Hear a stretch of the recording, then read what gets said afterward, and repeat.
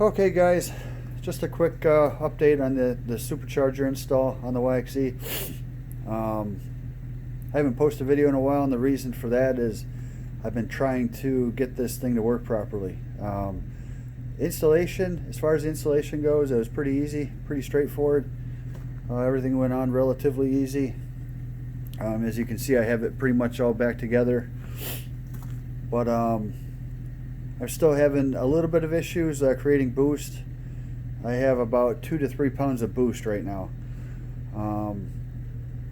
Right after I installed it, I had nothing. I had zero vacuum, I had zero boost. I looked around at everything, tightened things up, I couldn't figure it out, and then turns out I had a kink in the gauge line to the boost gauge. This is where I put the boost gauge here. So I fixed that. Then I had about 5 inches of vacuum and no boost, even when I revved it. So I took the bypass valve apart, put that back together, and I think they might have had the spring and the spacer flipped.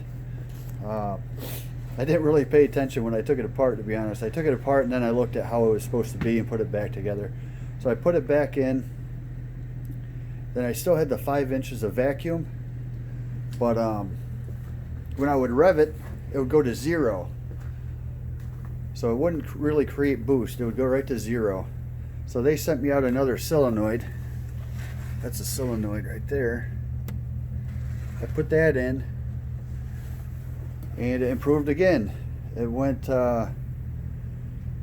when I would rev it, I would get 1 to 2 pounds of boost. I'd take it out for a ride, nothing.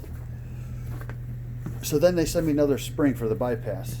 And mind you, every time I have an issue, it takes me a day or two to get a hold of somebody at agency, either by phone or by email.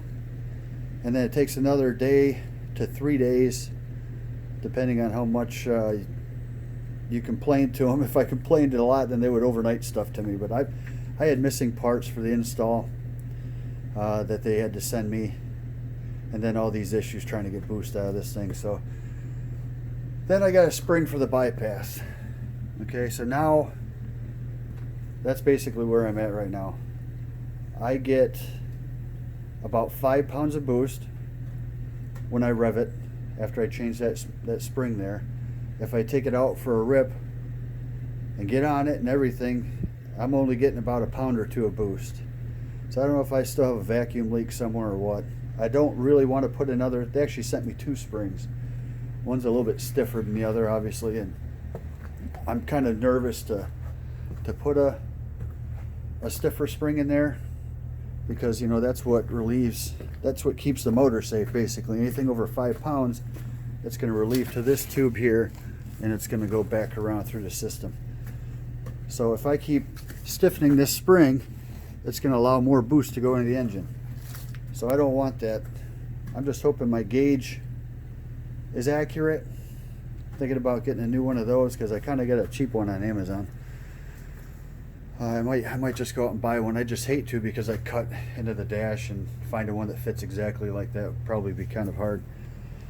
But that's where I'm at now. I don't hear any vacuum leaks.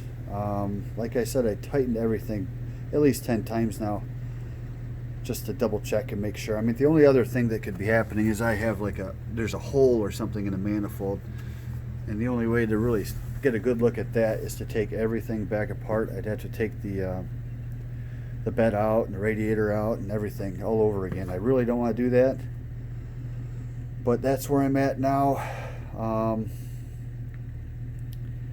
I'll keep you updated. I'll keep tinkering with it, and hopefully I can finally get the 5 pounds of boost that they say this Supercharger will create.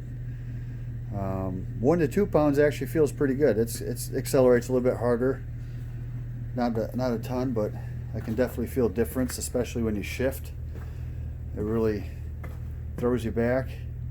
I mean, there's a chance this is actually 5 pounds and my gauge is off, and this is what I'm going to get out of it. If it is, I don't know, for $3,000 for this kit, nearly $3,000. I'm not sure if that's, I don't know, getting your money's worth, if it's worth the $3,000, the amount of power it's creating now. It's okay, but it's not, I don't know, as dramatic a change as I thought it would be. Hopefully I can get a little bit more out of it. I think I'll probably go and just buy another gauge, even if I don't run it to the dash and like permanently mount it. I could just hook it up to the vacuum line that goes to the back of this and watch it and see if it's reading the same as the other gauge. But I'll keep you updated. Okay, bye.